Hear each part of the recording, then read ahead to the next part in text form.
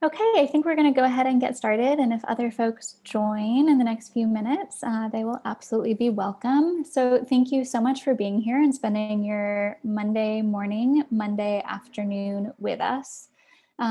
We are elated to be releasing a new version of LaunchPad. After nearly a decade of working in this space, we needed to upgrade our technology to better support you for the next decade.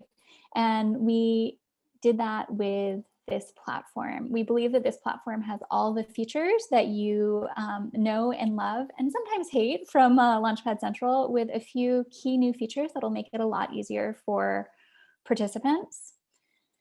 Samantha will be running through the platform today from the perspective of a day in the life of an instructor, kind of looking through the leaderboard, going into the team data,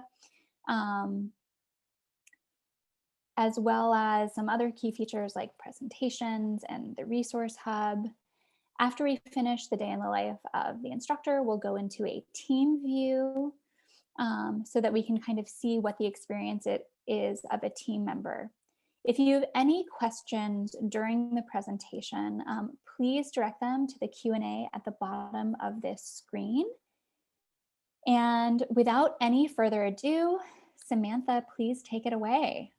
So here is the platform you all know and love. This should look very familiar to you. And just wanted to say thank you again for joining this demonstration. We really appreciate you being here today. And so as you can see, we still have a cohort-wide leaderboard for our instructors to track progress cohort-wide.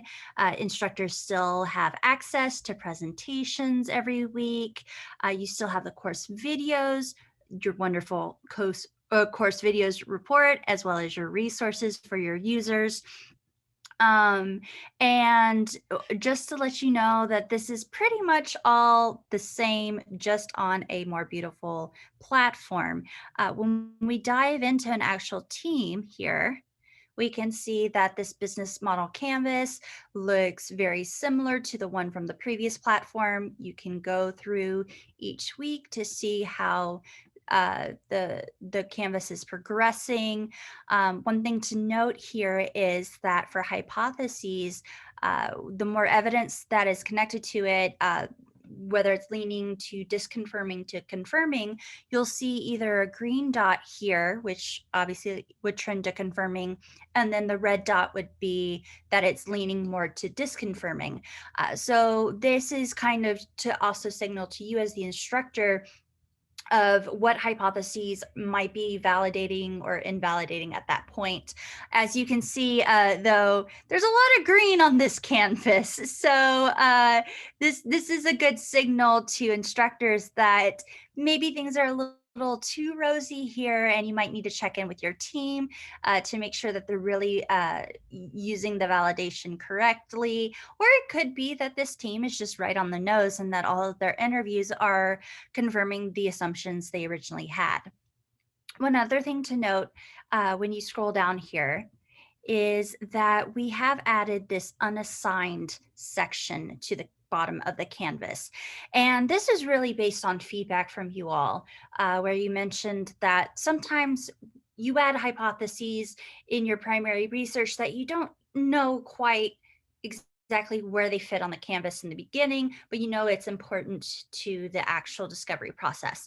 So in this section, you can actually add the hypotheses here, and then as you add more information, as you gather more interviews, and you realize, oh, I know what section in the canvas this should go, you can easily scroll back up and you can drag and drop your hypothesis into the specific area. So now we want to dive into some features that are either new or have a new twist to the way they look. So for this, we're going to go into our sample team and click on their activity feed so we don't touch any of a live Teams data. So here you see a bunch of interviews and hypotheses that have been added on this activity feed. And this should look familiar to you, actually. What we have done is all the information on the previous platform where you would go in to a Teams canvas for the week and you would scroll all the way down to the bottom of the business model canvas and you would see all of their assumptions, all of the interviews they logged, and you could comment on that. Well, all we have done is shift it into its new page so that it's just easier to access by the instructors and the team members, and it's easier to keep track of for you all. Here, it's important to note that if you click on an interview, you can see all of the wonderful details, the key insights. If you do want to leave a comment, you can right here on this window to the right. And a great important feature is that now you can actually tag a cohort member and ask them a question or ask them to provide feedback here. And what's great about this feature is when you tag them and you press enter, Kira now gets an email notification. And that way, Kira knows, oh, I was mentioned in this interview. I'm going to go check it out. And here she can provide additional information, or she can, give it the thumbs up of, yep, that's exactly what I remember as well. And then another important feature to show you guys on this activity page is that you can actually filter all of this information. So let's say you just want to see hypotheses. You can click on that and then all the hypotheses show up. You don't see other pieces of information. So that really helps you organize all the information that's being logged and tracked. And we won't go into too much detail on all the different ways you can filter, but just know that that's there and that's available for you during your tracking progress. So now we'll jump back into Firstly. And with Firstly, we're going to go to our evidence page. And this is a brand new feature that we are showcasing on LaunchPad on GLIDR. And here, this is really extremely helpful for our instructors who really want to be able to see what evidence is being added weekly or by a specific individual.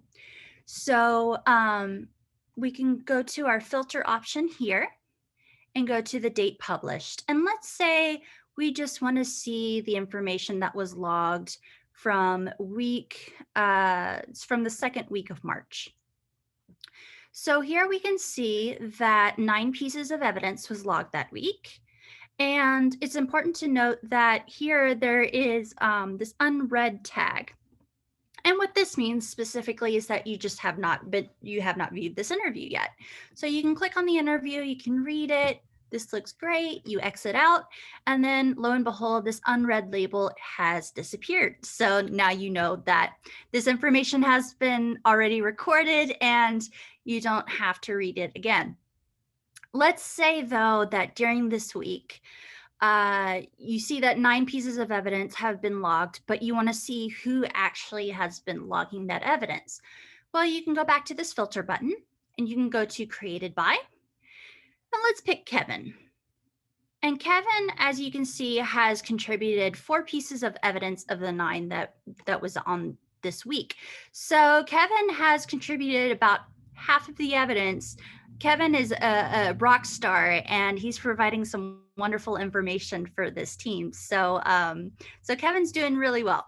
This is great really for team check-ins and grading the Canvas progress. But lastly, we also want to show you this newer feature for the team dashboard. And this is really wonderful. This is another way of showing the team's progress through the cohort. You can take a look at these metrics. And here you can see that for hypotheses, you have how many have been validated, invalidated, how many are still being tested. You can also scroll down to this evidence. section, so you can see how many pieces of evidence are actually interviews compared to other evidence such as articles or focus groups. And then the last feature I wanted to show you here was, again, if you want to just track an individual's progress, you can see how many hypotheses and evidence they've added compared to the total of the team thus far. As we've established, Kevin is a rock star. He's providing a lot of information for his team, and he's also commenting and he's contributing to the conversation. So hopefully Kevin will be getting a good grade. So with that, we do want to go ahead and jump to a feature that specifically the instructors will appreciate. When you go to the cohort and you go to the presentations, we want to show you a little bit of how you will be providing feedback as an instructor and commenting as well. So as we click on the presentations tab, as you can see, you can add a presentation date. When you actually click on a team, you see two different tabs. You see the peer comments tab and the instructor comments. So for this peer comments tab, when you scroll down, you'll see all the different constructive feedback from individuals from the cohort. This is even from individuals from different teams. So this is really the public comment section. You as an instructor can also comment here, and basically everybody in the cohort will be able to see these comments. When you go to the instructor comments tab, this is more for the instructors to do the scoring, provide constructive feedback related to grading. And it's important to note that at default, the instructor presentation comment feedback is going to be private. We just set this as the default. You are more than welcome to change your comments to public if you want all the cohort members to see them, but just to let you know that if you do so, then all instructor presentation comments, or all past, present, and future, will be visible to all cohort members.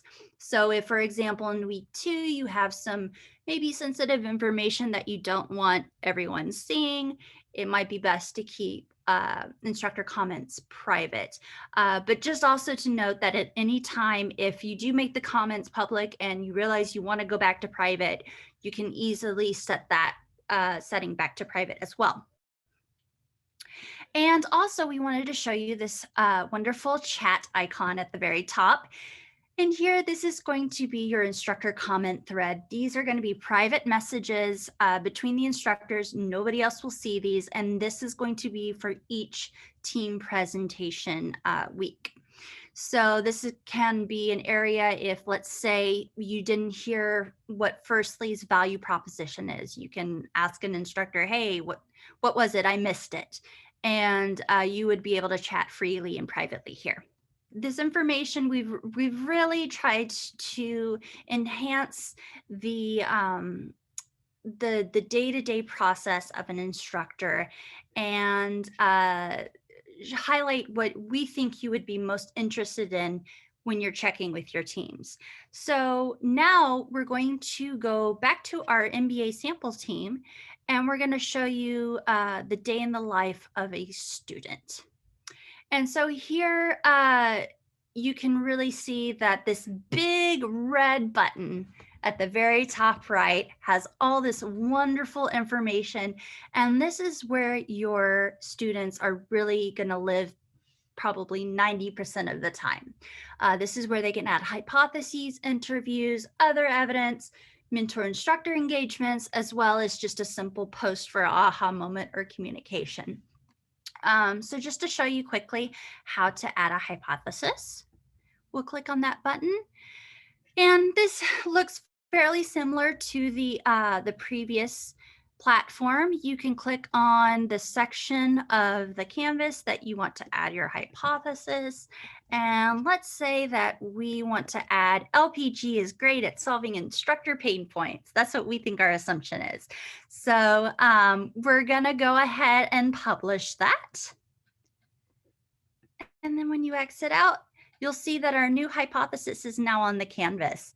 So now we're going to go ahead and log an interview. So it's just as simple as the previous platform. Here you can, let's do an interview with Kira.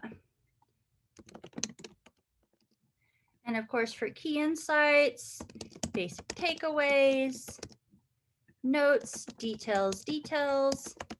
You can also add, the transcript of the conversation right here if you have a Word doc or a PDF or even an audio file. And then also here you would like to go ahead and add the information of the person. This is going to go into more detail. So if you want to provide their contact information, if you want to provide their company name, their role, their LinkedIn, anything like that.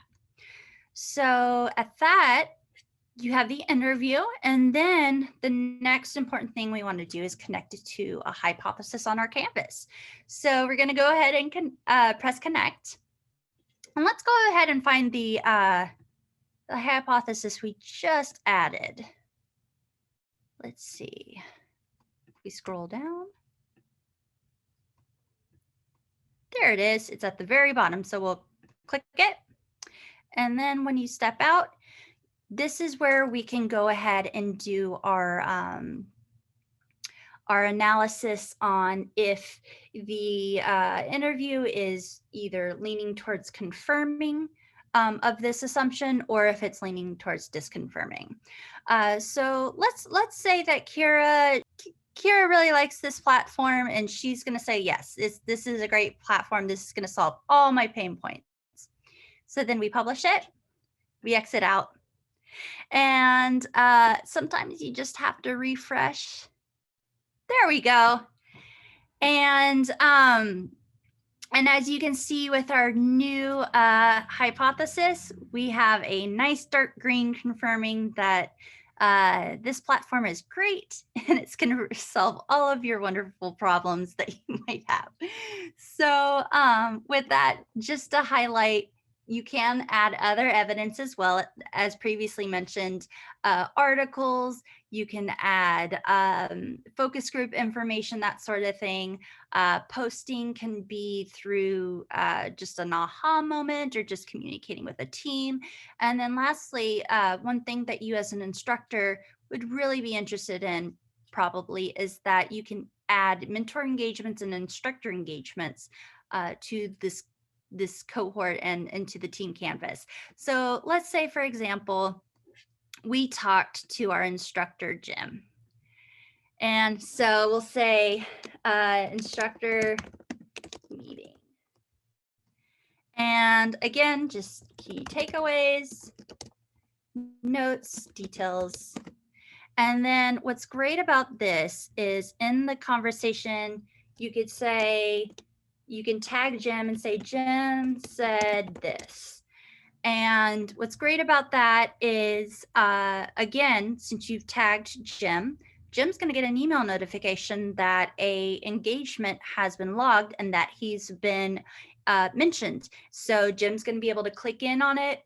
He's going to be able to look at the engagement. And if for some reason Jim sees that, oh, you know what, they didn't get what I was trying to say, Jim can easily leave a comment here and just say, that's not what I meant. I meant this instead. And it's just another way to improve communication between the instructors and the team members and the community. And we'll go ahead. Normally you would publish this. We'll go ahead and spare Jim's inbox. So we'll exit out of this for now.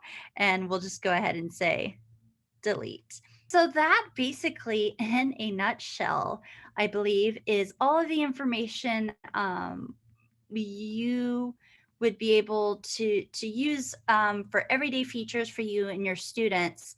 So now we'd like to just open it up to this discussion to the audience and really answer any questions you may have. I'll pass it off to Kira to start answering those.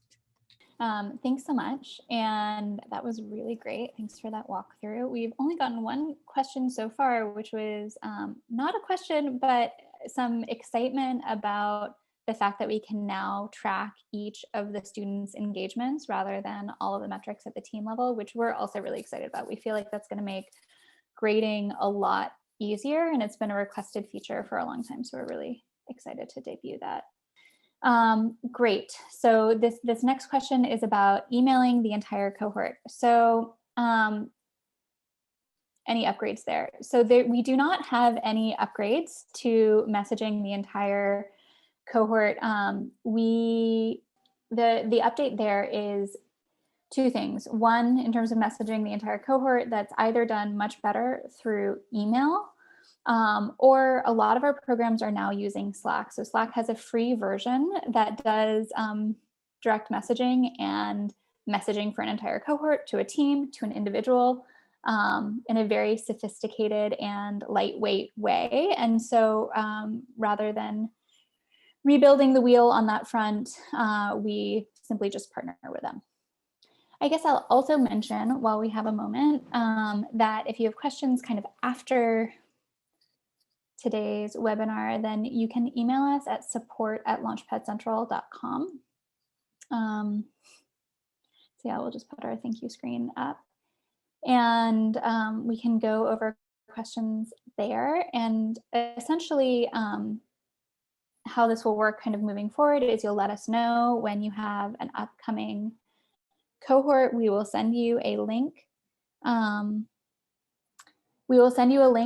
To give us the details of that cohort, who's teaching, the name of the cohort, the start and stop dates, and then we will get you onboarded to LaunchPad on GLIDR.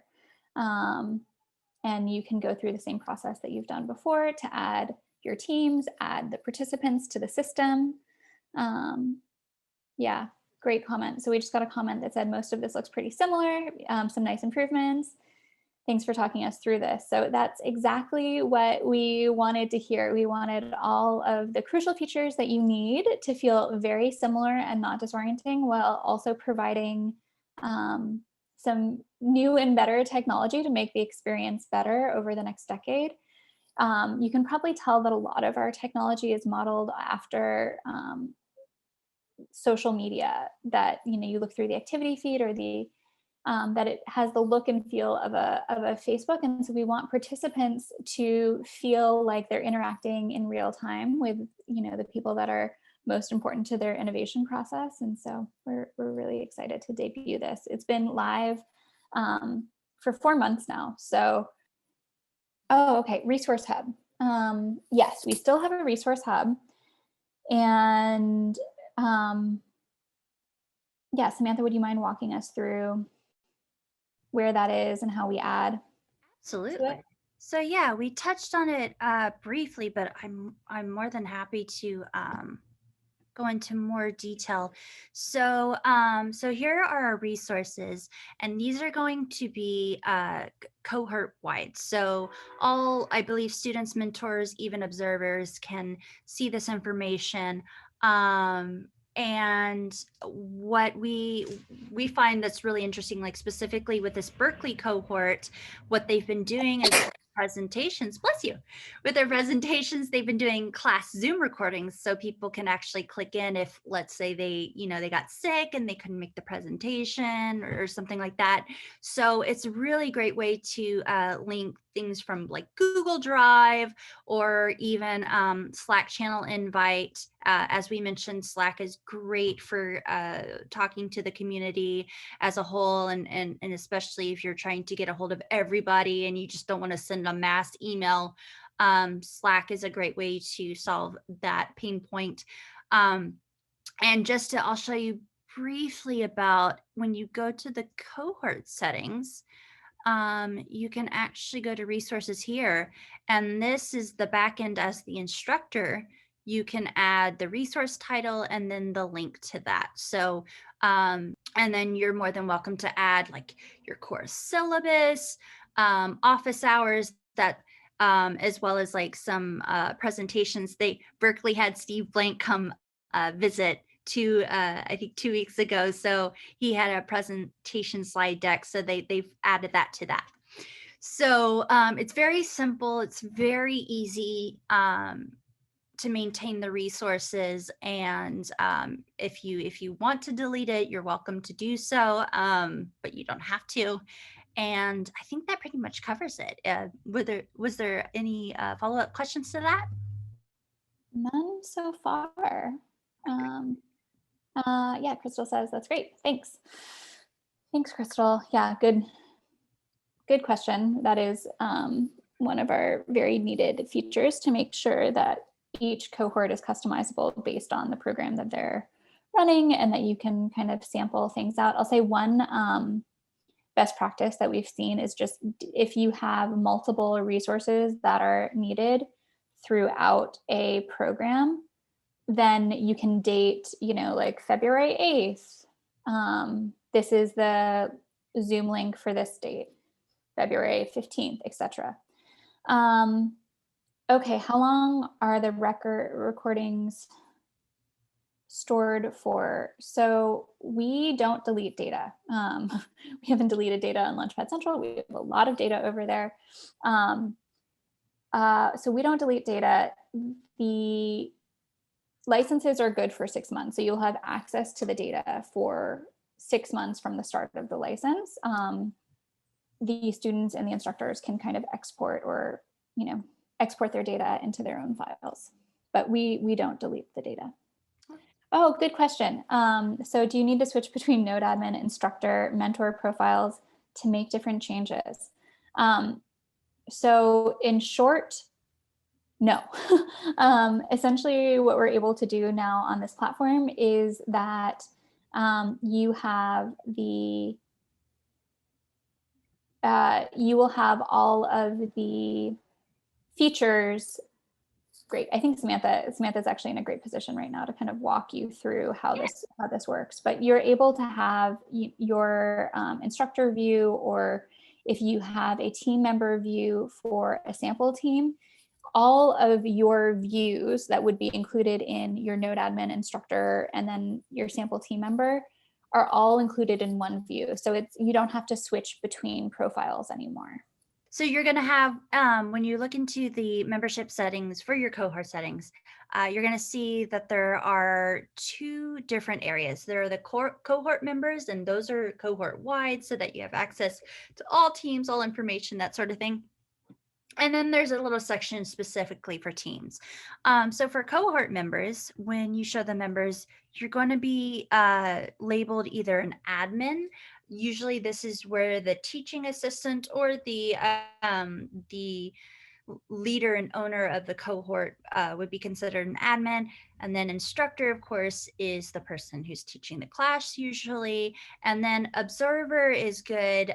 You really don't have to worry about this feature, but if for some reason you want somebody to see the platform but not necessarily contribute to it, you can assign them as an observer status. So then when you scroll down to teams, like let's say, for example, Samantha, I'm an instructor for the cohort, but I can also be added to the sample team. And so here I would have access not only as an instructor for the cohort, but also whenever I would click on my MBA sample team from the leaderboard, I could be considered a member. And then I can contribute information to the sample team. And what's important to show here is for permissions, team admin, that's an individual who has access, almost like the team leader. They can, I believe, even change the name of their team if they wish. Then the member, just has the access of logging interviews and all that and assumptions. Mentors can be added to a specific team. And then, of course, if you just want an observer to see a sample team and not the whole cohort, you can do that as well. Just to kind of show you the difference between all of that. So I believe, so for example, as you can see, and this is why I had to switch back and forth for the sample teams. When I went to Firstly, I am not a team member of Firstly's Canvas, so I can't add any evidence to Firstly. However, when I go to my own